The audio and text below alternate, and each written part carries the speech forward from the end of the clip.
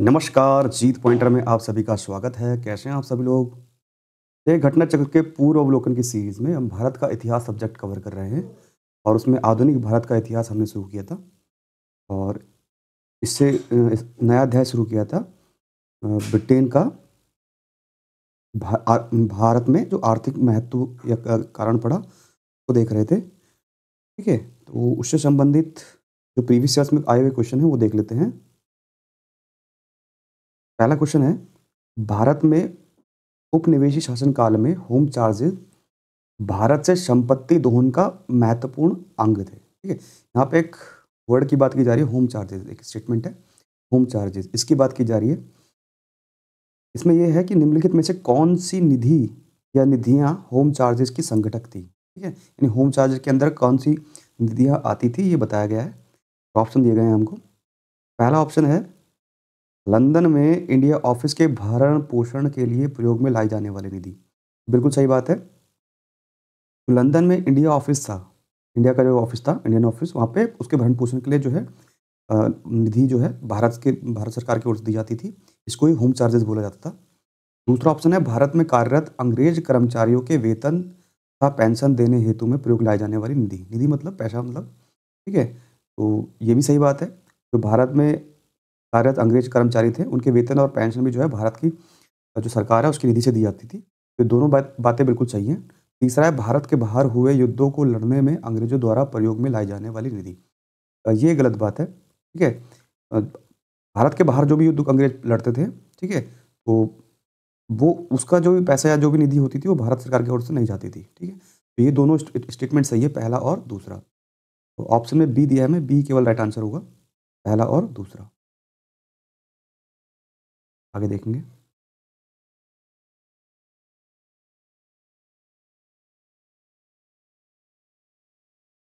ये देख चुके हैं हम सारा, आगे देखेंगे। प्रश्न संख्या 2,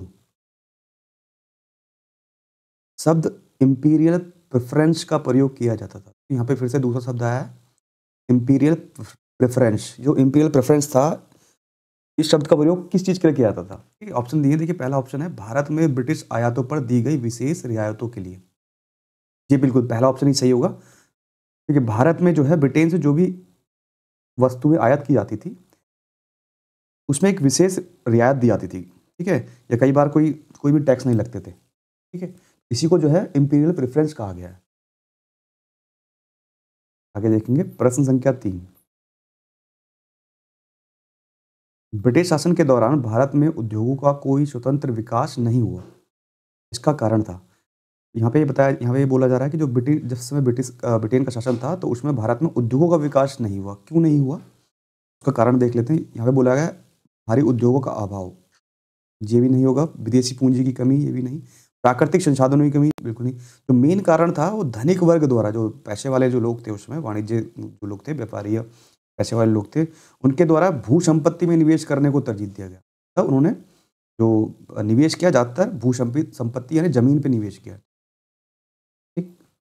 उद्योगों की तरफ ध्यान नहीं दिया। तो यही मेन कारण था। तो डी राइट आंसर होगा।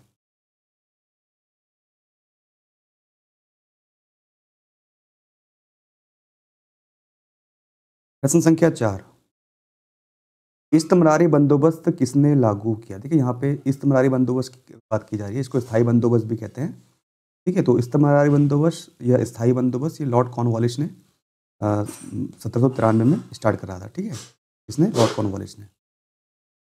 इसके बारे में पढ़ चुके हैं, सारा डिस्क्रिप्शन देख चुके हैं, कितना कर लिया जाता था, कितने भाग पर था। ठीक है? ये जो बंदोबस्त था। आगे देखेंगे। प्रश्न संख्या 5, इसके प्रशासन काल में स्थायी बंदोबस्त प्रारंभ किया। फिर से वही बात की जा रही है, स्थायी बंदोबस्त या इस्तमरारी बंदोबस्त। लॉर्ड कॉर्नवालिस के शासनकाल में 1793 में। तो बी राइट आंसर होगा। आगे देखेंगे। प्रश्न संख्या 6, स्थायी बंदोबस्त किसने किया या किससे किया गया है? यहाँ पे पूछा गया है, ये प्रश्न अच्छे से समझेंगे। यहाँ पे बोला गया है, जो स्थायी बंदोबस्त किया गया था, वो किससे किया गया था? देखिए, स्थायी बंदोबस्त में क्या होता था, जमींदारों को जो है जमीन का मालिक, भूमि का मालिक बना दिया गया था इसमें, स्थायी बंदोबस्त में। और वो जो है 10/11 भाग जो है उत्पादन होता है, उसका टैक्स के रूप में जो है अंग्रेजों को देते थे, और 1/10 भाग अपने पास रखते थे। कौन? जमींदार। तो जमींदारों से किया गया था स्थायी बंदोबस्त। ए राइट आंसर हुआ। ध्यान रखेंगे। प्रश्न संख्या 7, स्थायी बंदोबस्त किसके साथ किया गया? फिर से वही बात है, ए राइट आंसर होगा, जमींदारों के साथ।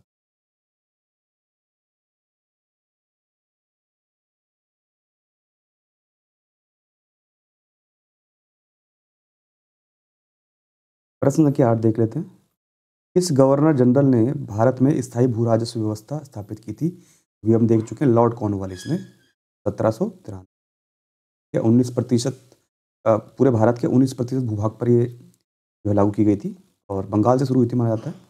ठीक है, और इसमें क्या है, जमींदारों को जो है जो भूमि थी उसका स्वामी बना दिया गया था और जमींदार जो है जो भी प्रोडक्शन होता था या उत्पादन होता था उसका 10/11 भाग सरकार को देता था, ठीक है, टैक्स के रूप में, और 1/10 भाग अपने पास रखते थे। कौन? जमींदार। आगे देखेंगे प्रश्न संख्या 9,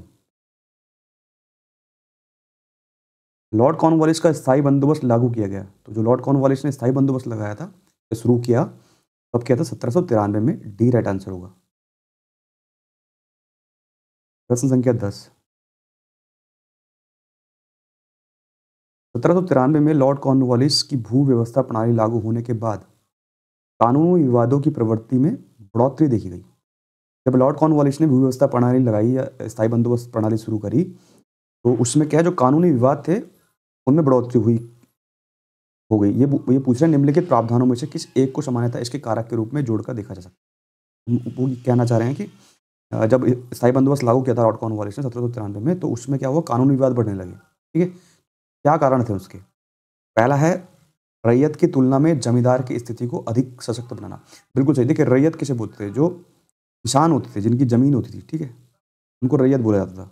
अब इन किसानों की जमीन के जो मालिक थे, किसको बना दिया गया? जमींदारों को बना गया। ठीक है, जमींदारों को बना दिया गया था। ठीक है, इसलिए जो है कानूनी विवाद होने लगे थे, क्योंकि जमींदार जो है अपने मनमाने ढंग से टैक्स लेने लगे थे। ठीक है, नियंत्रण नहीं था सरकार का जमींदारों पर। ठीक है, तो इसलिए कानूनी विवाद बढ़ने लगे। ये बिल्कुल सही है। ईस्ट इंडिया कंपनी को जमींदारों का अधिपति बनाना, बिल्कुल सही। ईस्ट इंडिया कंपनी ने क्या किया? जमींदारों को भूमि का क्या बना दिया? स्वामी बना दिया था। ये भी सही बात है, इसलिए कानूनी विवाद बढ़ने लगे। न्यायिक पद्धति को अधिक कार्यकुशल बनाना, और अंग्रेजों ने उस समय जो है न्यायिक पद्धति को बहुत कार्यकुशल बना दिया था। ठीक है, इसलिए भी जो है कानूनी विवाद बढ़ने लगे थे। तो यहाँ ये बोला गया है, डी राइट आंसर होगा। उपयुक्त ए बी सी तत्वों में से कोई भी सही नहीं है बोला है यहाँ पे। ठीक है, इनमें से कोई भी सही नहीं है, डी राइट आंसर होगा। इसका डिस्कशन देख लेते हैं, क्या बोल रहे हैं ये। 1793 ईस्वी में लॉर्ड कॉर्नवालिस द्वारा प्रारंभ स्थायी बंदोबस्त जमींदारी व्यवस्था वाली भू व्यवस्था प्रणाली में जमींदारों को भूमि पर वास्तविक अधिकार स्वीकृत कर लिया गया था। ये देख चुके हैं। जब तक कि वो लगान एकत्र कर उसका 10/11 भाग सरकार को देते रहते हैं, लेकिन जमींदारी का भू क्षेत्र निर्धारित नहीं था। ठीक है, तो कोई भू क्षेत्र निर्धारित नहीं था। लगान रहित अनुदान भूमि, चारागाह, परती आदि भूमि निर्धारित न होने के कारण कानूनी विवाद बढ़े थे। मेन कारण ये है कि भू क्षेत्र निर्धारित नहीं था, इसलिए जो है कानूनी विवाद बढ़ने लगे। जमींदार एवं कृषक के बीच अनेक मध्यस्थों के कारण भी विधिक वादों की संख्या में बढ़ोतरी हुई थी।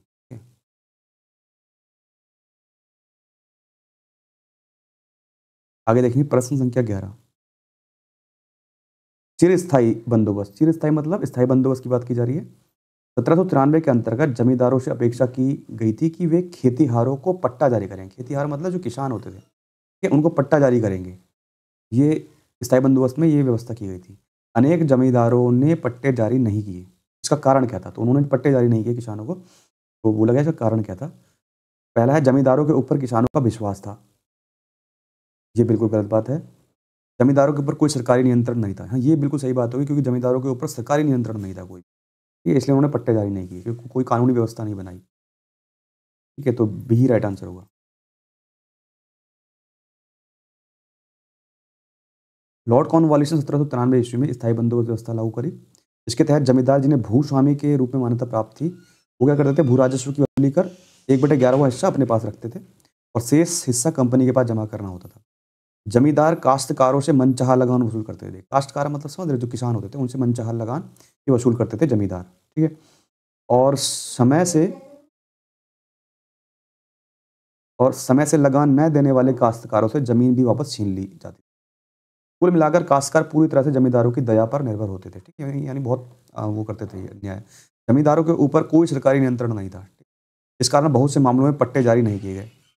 इसी इसी के फलस्वरूप 1859 ईस्वी के रेंट अधिनियम यानी रेंट एक्ट पारित होने के 3 दशक पहले कुछ जिलों में और बंगाल बिहार सीमा के संथाल क्षेत्र के किसानों ने अपने परंपरागत अधिक्षा के लिए हिंसा का सहारा लिया था। जमींदार बहुत अन्याय कर रहे थे, इसलिए जो है किसानों को हिंसा करनी। यही है। प्रश्न संख्या 12 देख लेते हैं। बिहार में परमानेंट सेटलमेंट लागू करने का कारण क्या था? देखिए, बिहार में परमानेंट सेटलमेंट लागू किया गया, उसका कारण क्या था ये बोला गया है। भू राजस्व का राजस्व निर्णय करना। परमानेंट सेटल मतलब स्थायी बंदोबस्त, वही वाली बात की जा रही है। मेन चीज ये था कि जो भू राजस्व है उसका राजस्व निर्णय करना, इसलिए जो है परमानेंट सेटलमेंट बिहार में किया गया था।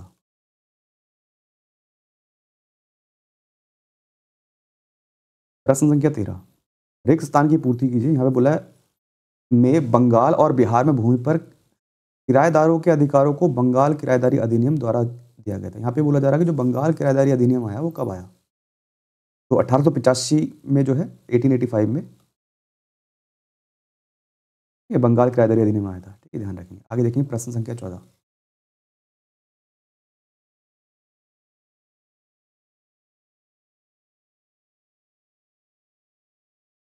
निम्नलिखित में से कौन ब्रिटिश शासन के दौरान भारत में रैयतवाड़ी बंदोबस्त का प्रारंभ किए जाने से संबंध मतलब यहाँ पे बोला जा रहा है कि इसके समय में रैयतवाड़ी बंदोबस्त की व्यवस्था की गई। ठीक है, स्थायी बंदोबस्त आया, उसके बाद रैयतवाड़ी बंदोबस्त व्यवस्था आई। ठीक है, तो देखिए पहले तो समझ लेंगे रैयत मतलब का क्या अर्थ होता है। रैयत का मतलब होता है किसान, कृषक।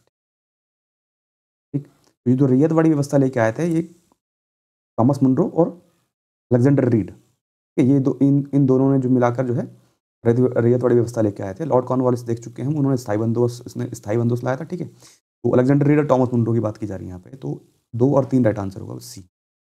रैयतवाड़ी समझ चुके हैं। इसमें क्या होता था, पहले जमींदारों को जमीन का मालिक, भूमि का मालिक बनाया गया था किसमें? स्थायी बंदोबस्त में। लेकिन इसमें रैयतवाड़ी व्यवस्था में क्या किया गया, जो किसान थे उन्हीं को जो है उनके भूमि का संपत्ति का मालिक बना दिया गया। ठीक है, भूमि का। और ये डायरेक्ट क्या करते थे, डायरेक्ट टैक्स देते थे सरकार को, ब्रिटिश सरकार को। ठीक है, पहले जमींदार जो है टैक्स देते थे, लेकिन अब क्या है, किसान सीधा जो है जो सरकार है उसको टैक्स देंगे। ये इसमें किया गया था रैयतवाड़ी व्यवस्था में। तो इसमें जो है थॉमस मुनरो, अलेक्जेंडर रीड संबंधित है। ठीक है, रैयतवाड़ी बंदोबस्त अंग्रेजों द्वारा भारत में भू राजस्व वसूली हेतु लागू की गई एक प्रणाली थी। ठीक है, अलेक्जेंडर रीड ने मद्रास प्रेसिडेंसी में सर्वप्रथम 1792 ईस्वी में तमिलनाडु के 12 माइल क्षेत्र में रैयतवाड़ी व्यवस्था लागू की। सबसे पहले जो है कहाँ स्टार्ट हुई? मद्रास में स्टार्ट हुई थी। कौन सी रैयतवाड़ी व्यवस्था? 1792 में। ये ध्यान रखेंगे। थॉमस मुनरो ने 1809 ईस्वी में कुछ क्षेत्रों में इसको लागू किया। 1820 ईस्वी में मद्रास का गवर्नर बनने पर उसने इसे मद्रास में लागू किया। ठीक है, मुनरो के शिष्य एल्फिंस्टन ने इसे बॉम्बे प्रेसिडेंसी में लागू किया। तो 2 जगह में लागू हुई, एक मद्रास यानी तमिलनाडु में, जिसे आज चेन्नई कहते हैं मद्रास को, और दूसरा बम्बई में। तो 2 जगह लागू हुई थी। सबसे पहले मद्रास में हुई रैयतवाड़ी व्यवस्था। और इसमें क्या था, पूरे ब्रिटिश भारत का 51% में लागू की गई थी। ठीक है, 51%। मद्रास, बम्बई के कुछ हिस्से, पूर्वी बंगाल, असम और कुर्ग में। इस व्यवस्था के अंतर्गत रैयत को भूमि का मालिकाना हक दिया गया। रैयत समझ रहे हैं, किसानों को जो है उनको मालिकाना हक दिया गया, जिसके द्वारा ये प्रत्यक्ष रूप से डायरेक्टली जो है सीधा व्यक्तिगत रूप में भू राजस्व अदा करने के लिए उत्तरदायी थी। सीधा जो है भू राजस्व अदा करते थे सरकार को। कौन? किसान। ठीक है, बस ये ध्यान रखेंगे। आगे देखेंगे प्रश्न संख्या 15, भू राजस्व की स्थायी बंदोबस्त एवं रैयतवाड़ी प्रणाली क्रमशः शुरू की गई थी। तो एक यहाँ पे बोला जा रहा है जो स्थायी बंदोबस्त है वो कहाँ से शुरू हुई और रैयतवाड़ी कहाँ से? ठीक है, ठीक है, अभी हम देख चुके हैं स्थायी बंदोबस्त जो है बंगाल से शुरू हुई थी। बंगाल में सबसे पहले स्टार्ट हुई रैयतवाड़ी और स्थायी बंदोबस्त। लॉर्ड कॉर्नवालिस ने स्टार्ट करी 1793 में। और जो रैयतवाड़ी व्यवस्था स्टार्ट हुई वो सबसे पहले मद्रास प्रेसिडेंसी में, यानी मद्रास में तमिलनाडु में स्टार्ट हुई थी। तो बंगाल तथा मद्रास, ये राइट आंसर होगा। प्रश्न संख्या 16, टॉमस मुनरो भू राजस्व बंदोबस्त से संबंध है। टॉमस मुनरो जो है किस भू राजस्व व्यवस्था से संबंधित थे? तो हम देख चुके हैं रैयतवाड़ी बंदोबस्त से। आगे देखेंगे प्रश्न संख्या 17, ब्रिटिश व्यवस्था में रैयतवाड़ी भू राजस्व संग्रह प्रचलित था। यहाँ पे बोला जा रहा है कि कहाँ पर जो है रैयतवाड़ी व्यवस्था जो है प्रचलित थी। तो यहाँ पे 2 ऑप्शनों में सही है, पश्चिम भारत में और दक्षिण भारत में। दक्षिण भारत में हम देख चुके हैं सबसे पहले मद्रास में, इसे आज चेन्नई कहते हैं, तमिलनाडु में, और पश्चिम भारत में बम्बई में। ठीक है, 2 जगह से स्टार्ट हुई थी रैयतवाड़ी। तो सी और डी दोनों ही आंसर है इसमें। आगे देखेंगे प्रश्न संख्या 18, मद्रास के रैयतवाड़ी बंदोबस्त से कौन संबंधित है? कोई रैयतवाड़ी फिर से पूछ रहे हैं, टॉमस मुनरो, अलेक्जेंडर रीड, सी राइट आंसर होगा।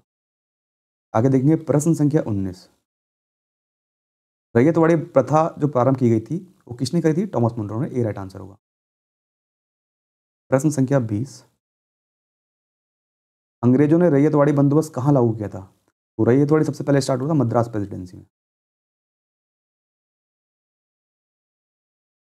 प्रश्न संख्या 21, अंग्रेजों ने रैयतवाड़ी व्यवस्था सर्वप्रथम आरंभ की, ये हम कई बार देख चुके हैं, जो रैयतवाड़ी स्टार्ट हुई थी मद्रास से स्टार्ट हुई थी, डी राइट आंसर होगा। ये क्वेश्चन कितना बार आया तो ध्यान रखेंगे क्वेश्चन का।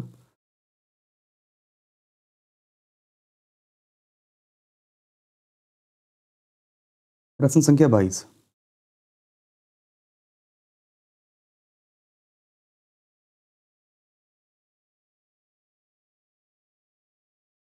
रैयतवाड़ी बंदोबस्त के संदर्भ में निम्नलिखित कथनों पर विचार कीजिए, यहाँ पे बोला गया। ठीक है, देख लेते हैं। रैयतवाड़ी में पहला ऑप्शन है, पहला दिया है किसानों द्वारा लगान सीधे सरकार को दिया जाता था, बिल्कुल सही बात है। व्यक्तिगत रूप से सीधा जो है लगान सरकार को देते थे किसान, ये बिल्कुल सही है। सरकार रैयत को पट्टे देती थी, जो सरकार थी रैयत मतलब किसान को पट्टे देती थी, ये बिल्कुल सही बात है, सीधा उनको जमीन दे दी जाती थी। ठीक है, और ये भी सही बात है। तीसरा है कर लगाने के पूर्व भूमि का सर्वेक्षण और मूल्य निर्धारण किया जाता था, बिल्कुल सही बात है। इसमें भी टैक्स लगाने से पहले क्या किया था? भूमि का सर्वेक्षण किया जाता था और उसका मूल्य निर्धारित किया जाता था। तो तीनों ही बातें सही हैं, सी राइट आंसर होगा।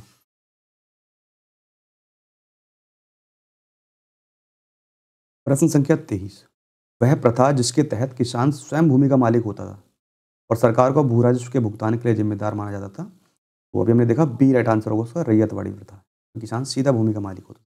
ठीक है? आगे देखिए प्रश्न संख्या 24, नीचे दो कथन दिए गए हैं जिनमें से एक को कथन ए और दूसरे को आर यानी कारण कहा गया है, देख लेंगे। पहला है, ब्रिटिश सरकार ने भारत के अलग अलग भागों में भू राजस्व की अलग अलग व्यवस्था लागू की थी, बिल्कुल सही बात है। ठीक है, जैसे बंगाल में बंगाल, बिहार, ठीक है, असम, इस जगह इन्होंने जो है स्थायी बंदोबस्त लागू किया था, और जैसे दक्षिण में देखेंगे तो मद्रास और पश्चिम में बम्बई में रैयतवाड़ी व्यवस्था लागू की थी। ठीक है, तो अलग अलग जगह में अलग अलग व्यवस्थाएं लागू की थी, बिल्कुल सही बात है। कारण देख लेते हैं, इससे भारतीय किसानों में अलग अलग वर्ग बन गए, बिल्कुल सही बात है, क्योंकि अलग अलग व्यवस्थाएं की गई थी इसलिए अलग अलग वर्ग बन गए थे। तो कथन ए सही है, उसके कारण आर बिल्कुल सही है।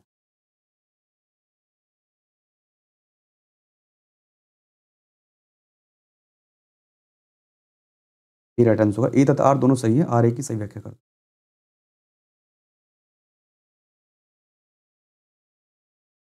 प्रश्न संख्या 25, पंजाब भूमि हस्तांतरण अधिनियम कब पारित किया गया था? सी राइट आंसर होगा इसका, 1900 में। प्रश्न संख्या 26, असम में सर्वप्रथम चाय कंपनी की स्थापना कब हुई थी? 1839 में जो है सर्वप्रथम जो है चाय कंपनी की स्थापना हुई थी, जिसका नाम था द असम कंपनी। ठीक है, 1839 में।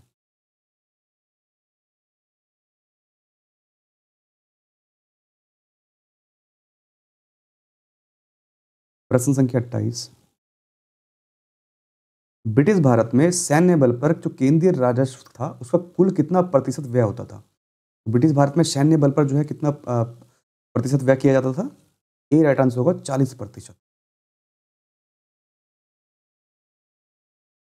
प्रश्न संख्या 29, दादा भाई नौरोजी द्वारा प्रतिपादित अफवाह सिद्धांत की सही परिभाषा नीचे से किस कथन में आती है? यहाँ पे बोला गया है, तो दादा भाई नौरोजी जी ने अफवाह सिद्धांत यानी ड्रेन थ्योरी को परिभाषित किया था, उसमें क्या क्या कहा गया था? ठीक है, क्या था उसमें ये बताया गया, तो ऑप्शन में दिया है, देश के संसाधनों का उपयोग ब्रिटेन के हित में किया जा रहा है, भारत की राष्ट्रीय संपदा एक भाग अथवा कुल वार्षिक उत्पाद ब्रिटेन को निर्यात कर दिया जाता था, जिसके लिए भारत को कोई वास्तविक प्रतिफल नहीं मिलता था, साम्राज्यवादी शक्ति के संरक्षण में ब्रिटिश उद्योगपतियों को भारत में निवेश के अवसर दिए जाते थे। चौथा ऑप्शन और देख लेंगे, बिल्कुल सही जो होगा, भारत में ब्रिटिश सामान का आयात किया जाता था और ये देश को प्रतिदिन अधिकाधिक गरीब बनाया, ये बिल्कुल सही बात है। सॉरी, बिल्कुल गलत बात है, पूरा नहीं इसमें ड्रेन थ्योरी में ये नहीं दिया गया है।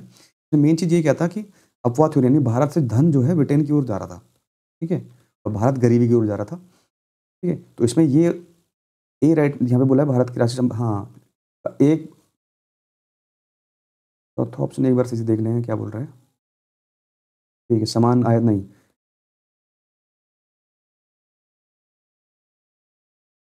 यहाँ पे संसाधनों की बात नहीं की गई थी, तो ये तो बिल्कुल गलत होगा। यहाँ पे ये बोला गया जो राष्ट्र संपदा है, उसका जो 1 भाग अथवा कुल वार्षिक उत्पाद जो ब्रिटेन को निर्यात कर दिया जाता था। यानी जो भी भारत में प्रोडक्शन होता था, उसका जो है उत्पादन का जो है संपदा का 1 भाग ब्रिटेन को निर्यात कर दिया जाता था, जिसका भारत को कोई जो है लाभ नहीं हो रहा था। इसलिए भारत को कोई वास्तविक प्रतिफल नहीं मिलता। यानी कि भारत का जो भी प्रोडक्शन है या जो भी पैसा है वो कहाँ जा रहा था? ब्रिटेन की ओर जा रहा था। इसी को अपवाह सिद्धांत बोला गया था। ठीक है? तो बी राइट आंसर होगा।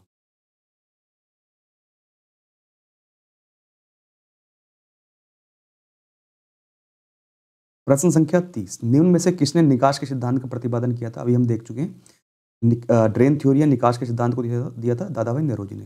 ये राइट आंसर होगा। प्रश्न संख्या 31 अंग्रेजों के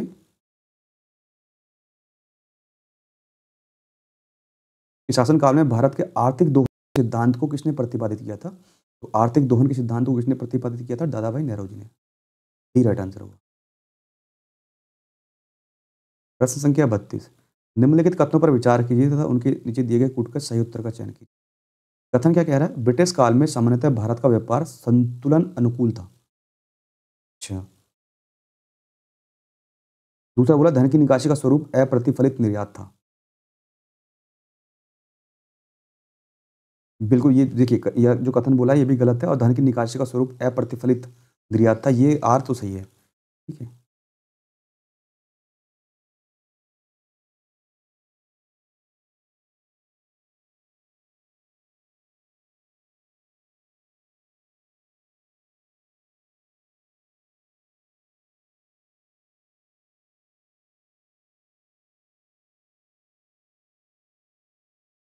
तो समझेंगे क्या कहना चाह रहे हैं कथन को।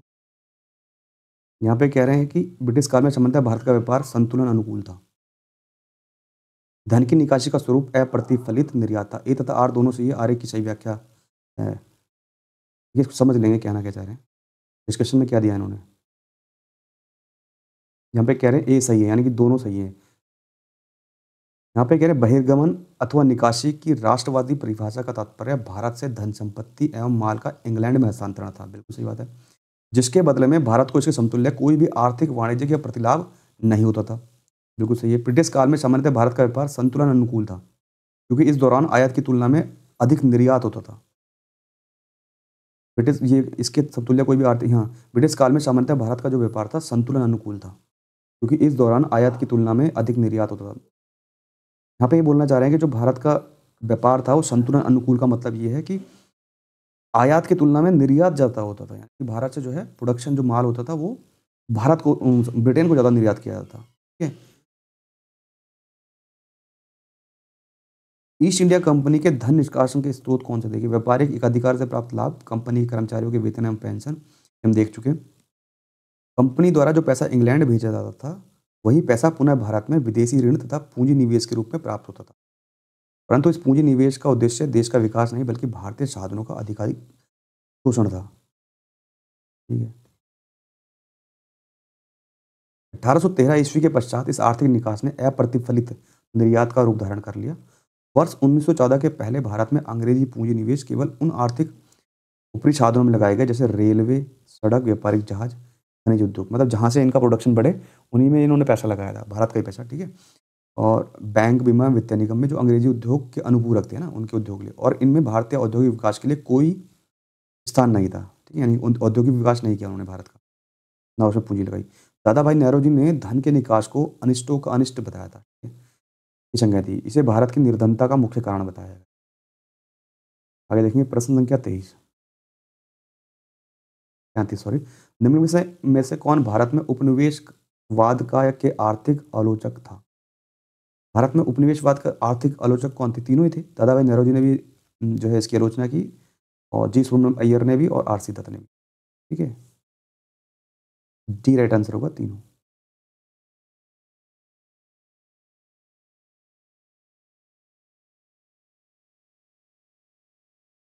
1870 से 1905 ईस्वी के बीच बहुत से भारतीय बुद्धिजीवियों ने ब्रिटिश शासन के आर्थिक पहलू को विश्लेषित किया। इनमें 3 लोगों का योगदान सबसे महत्वपूर्ण रहा है। सबसे पहले नंबर पे आते हैं दादा भाई नेहरू जी, उसके बाद आते हैं महादेव गोविंद रनाडे और आई आईसीएस अधिकारी रमेश चंद्र दत्त। ठीक है। इन्होंने भारत का आर्थिक इतिहास लिखा था। ठीक है। इन तीनों के अतिरिक्त जीवी जोशी, सुब्रमण्यम अय्यर द हिंदू और समाचार पत्र के संस्थापक थे, ठीक है। और गोपाल कृष्ण गोखले समेत अनेक राजनीतिक जो कार्यकर्ता था कर्ता और पत्रकार थे, उन्होंने भी जो है आलोचना की थी। आगे देखेंगे प्रश्न संख्या 34।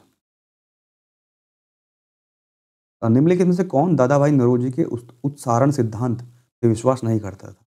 यहाँ पे बोला गया है कि जो दादा भाई नेहरू जी ने जो ड्रेन थ्योरी दी थी, ठीक है, ये अफवाह का सिद्धांत बताया था, उसको नहीं मानते थे। किसने जो है उसको नहीं माना? तो यहाँ पे एक ही व्यक्ति हैं, सर सैयद अहमद खां, ठीक है, इन्होंने नहीं माना, ठीक है।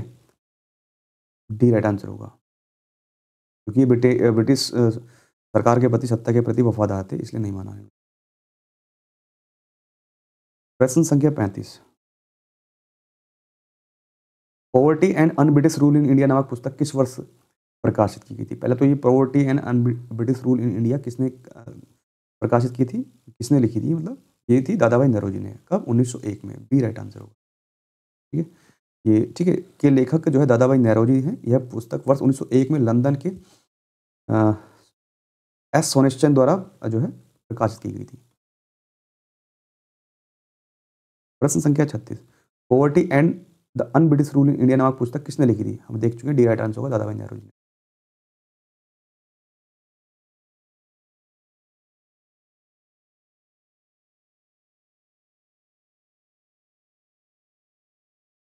प्रश्न संख्या 37 देख लेंगे। ब्रिटिश हाउस ऑफ कॉमन्स में चुने जाने वाले दादा भाई नौरोजी प्रथम भारतीय थे, बिल्कुल सही बात है, जिन्होंने इस दल के टिकट पर चुनाव लड़ा। ठीक है, ब्रिटिश हाउस ऑफ कॉमन्स में जो चुने जाने वाले पहले भारतीय कौन थे? दादा भाई नौरोजी थे।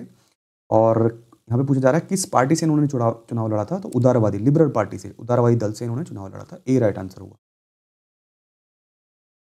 प्रश्न संख्या 38।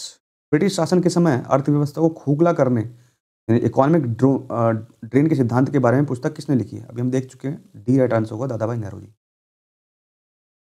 प्रश्न संख्या 39। अनुद्योगीकरण के संदर्भ में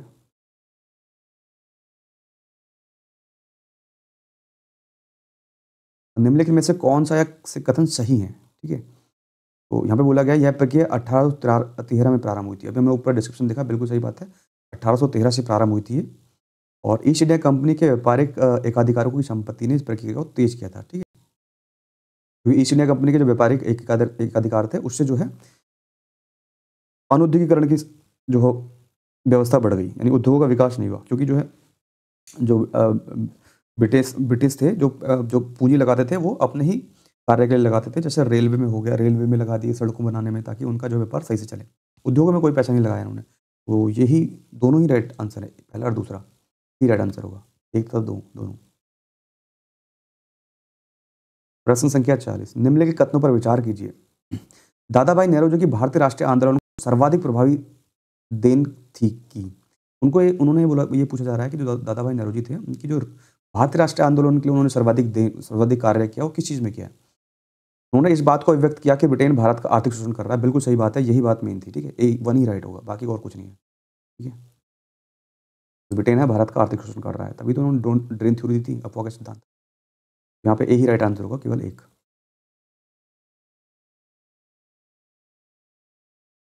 प्रश्न संख्या 41। किसने यह विचार किया था कि भारत में ब्रिटिश आर्थिक नीति घिनौनी है? बिल्कुल सही बात है दादा भाई, ये जहाँ पे कार्ल मार्क्स की बात की जा रही है, ये जो स्टेटमेंट दिया था कि ब्रिटिश आर्थिक नीति है भारत में घिनौनी है, ये कार्ल मार्क्स के स्टेटमेंट है, ध्यान रखेंगे। दादा भाई नौरोजी मत लगाना इसमें, ठीक है। कार्ल मार्क्स ने यह विचार व्यक्त किया कि ब्रिटिश आर्थिक नीति जो है घिनौनी है भारत के लिए। अंग्रेजी हस्तक्षेप से सूत काटने वाला तो लंकाशायर में रहता है, तंतु वाय बंगाल और उसका आर्थिक आधार समाप्त होने के कारण लगभग लुप्त हो गया। मतलब इन्होंने क्या किया था, जो भारत के जो मूल उद्योग थे उनको खत्म कर देता है इन्होंने। ठीक है, क्योंकि ये उन्हीं चीज़ों पे जो है उन्हीं चीज़ों प्रोडक्शन पे ज़्यादा ध्यान देते थे जो इंग्लैंड के लिए सही हो।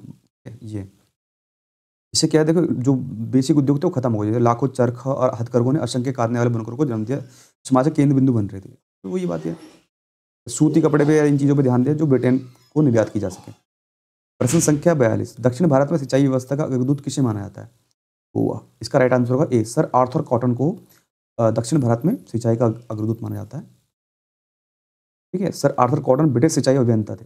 उन्होंने दक्षिण भारतीय राज्यों की सिंचाई व्यवस्था हेतु उल्लेखनीय कार्य किए, इसलिए सर आर्थर कॉटन को दक्षिण भारत में सिंचाई व्यवस्था का अग्रदूत माना जाता है। प्रश्न संख्या 43, भारत के इतिहास के संदर्भ में निम्नलिखित युगों पर विचार कीजिए। यहाँ पे बोला गया है, कुछ शब्द दिए गए हैं, उनका मतलब क्या था। ठीक है, औरंग, देखिए औरंग जो है एक अरबी शब्द है, इसका मतलब होता था भंडार गृह। ठीक है, जहाँ पे जो है अनाज को भंडार किया जाता था। बेनियान बिल्कुल सही है, बेनियान मतलब आज जिसे बनिया बोलते हैं, उसमें बेनियान बोला जाता था, जिसे आज हम बोलते हैं बनिया। तो ये क्या करते थे, ईस्ट इंडिया कंपनी के भारतीय एजेंट थे। और मिराशीदार मतलब होता था राज्य का नामित राजस्व दाता। ठीक है, तो 2 और 3 सही है, ये गलत होगा।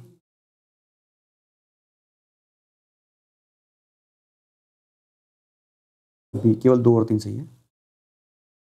सॉरी, औरंग फारसी शब्द है, गलत हो गया। औरंग फारसी का शब्द है जिसका अर्थ गोदाम होता था। गोदाम यानी भंडारण। वही यहाँ पर बिक्री से पहले माल का भंडारण किया जाता था।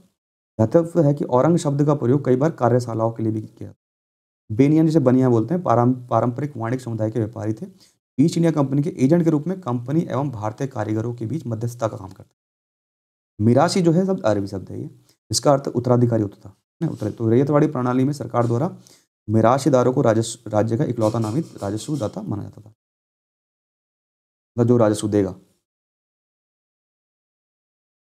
प्रश्न संख्या 44, आर्थिक तौर पर 19वीं शताब्दी में भारत पर अंग्रेजी शासन का एक परिणाम था। यहाँ पे बोला जा रहा है कि 19वीं शताब्दी में भारत पर अंग्रेजी शासन का क्या परिणाम था। ठीक है? भारतीय शिल्पों के निर्यात में वृद्धि हुई नहीं। भारतीय के स्वामित्व वाले कारखानों में संख्या कोई वृद्धि नहीं हुई। भारतीय कृषि का वाणिज्यकरण हो गया। ठीक है, ये बिल्कुल सही बात है, जो भारतीय कृषि था उसका वाणिज्यकरण हो गया। ठीक, वाणिज्यकरण समझते हैं, व्यापारीकरण हो गया। ठीक है, उसी राइट आंसर होगा। ये बहुत इंपॉर्टेंट चीज़ें समझेंगे। देखो 1813 के चार्टर एक्ट द्वारा ईस्ट इंडिया कंपनी का व्यापारिक एकाधिकार समाप्त करके मुक्त व्यापार नीति अपनाई गई। ये प्रश्न बहुत इंपॉर्टेंट है कि जो है सर्वप्रथम किस चार्टर एक्ट के तहत ईस्ट इंडिया कंपनी का व्यापारिक एकाधिकार समाप्त किया गया था, 1813 के एक्ट के द्वारा। अब क्या होता है, अब मुक्त व्यापार नीति अपनाई गई थी, यानी अब कोई भी जो है ब्रिटेन का कोई भी व्यक्ति आकर अपने जो है व्यापार कर सकता था। पहले ईस्ट इंडिया कंपनी के पास ये अधिकार थे, केवल ईस्ट इंडिया कंपनी ही जो है भारत के साथ व्यापार कर सकती है। लेकिन 1813 का जो चार्टर एक्ट आया उसमें इन्होंने समाप्त कर दिया कि ईस्ट इंडिया कंपनी का एक अधिकार नहीं रहेगा। तो अब कोई भी आके ब्रिटेन से जो है व्यापार कर सकता था भारत आके। इंग्लैंड में उस समय क्या था, औद्योगिक क्रांति उफान पर थी, उस समय औद्योगिक क्रांति चल रही थी इंग्लैंड में। अतः इंग्लैंड को अपने उद्योगों के लिए सस्ते माल की आवश्यकता थी। सस्ता माल कहाँ से मिल रहा है, भारत से। इस प्रकार भारत कच्चे माल का उत्पादन करने वाला देश बनकर रह गया। भारत सिर्फ क्या कर रहा है, कच्चे माल का उत्पादन कर रहा है, और प्रोडक्शन और औद्योगिकरण कहाँ हो रहा है, ब्रिटेन में। समझ रहे हैं? इसके अतिरिक्त भारत में पूंजीवादी व्यवस्था के बढ़ने के साथ साथ नई लगान नीति के कारण किसान को अब नगद राशि की आवश्यकता थी। ठीक है, पूंजीवादी व्यवस्था बढ़ गई वहाँ पे। ये पैसा लगा रहे हैं और किसान को खेती करवा रहे हैं और सारा माल बाहर जा रहा है, कच्चा माल। इसलिए किसान भी उन फसलों को उगाने के लिए विवश होगा जिनका बाजार में क्रय विक्रय हो, वाणिज्यिकरण हो गया। उसी फसल को किसान उगाएगा जिसका जो है बाजार में क्रय विक्रय हो। जबकि इससे पूर्व किसान केवल उन्हीं फसलों को उगाता था जिनकी खपत स्थानीय स्तर पर होती है, जो जो स्थानीय स्तर में लोकल लोकल में जिसकी खपत होती है। लेकिन अब जो है वाणिज्यकरण हो चुका है, क्योंकि वही बाजार में वस्तु बिकेगी जो बाहर जाएगी। ठीक है, चाय, रबर, कॉफ़ी, नील, रेशम, जूट और तंबाकू जैसी वाणिज्यिक फसलों के उत्पादन की शुरुआत हो गई थी, जो ब्रिटिश पूंजीवाद की पहली पसंद थी। ठीक है,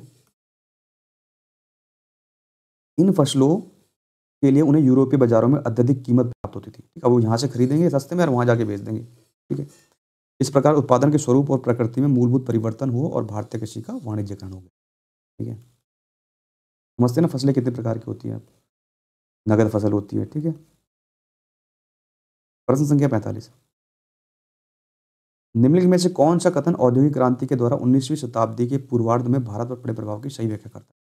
यहाँ पे बोला गया है कि कौन सा ऐसा कथन है जो औद्योगिक क्रांति 19वीं शताब्दी के पूर्वार्ध में जो है औद्योगिक क्रांति हुई, उसका जो है भारत पर प्रभाव पड़ा। तो यहाँ पे भारतीय दस्तकारी उद्योग नष्ट हो गए। बिल्कुल सही, जो हथकरघा वगैरह चीज़ें थी वो सब खत्म हो गई भारत में। ठीक है, दूध काटने वाले सब खत्म हो चुका था, कच्चा माल कहाँ जाने लगा। अब जो है नील की खेती होने लगी, कपास की खेती होने लगी, और सॉरी नील की खेती होने लगी, तंबाकू की खेती होने लगी। ठीक है, इस तरह, क्योंकि जो चीज़ें ब्रिटेन में जो है कच्चे माल के रूप में प्रयोग हो, वही वही उसी चीज़ की कृषि भारत में होने लगी। तो जो भारतीय दस्तकारी उद्योग था वो खत्म हो चुका था। ये राइट आंसर हो। ये हमने क्वेश्चन देखे। इसके नेक्स्ट अध्याय में पढ़ेंगे हम 1857 की क्रांति, बहुत ही महत्वपूर्ण। ठीक है, धन्यवाद।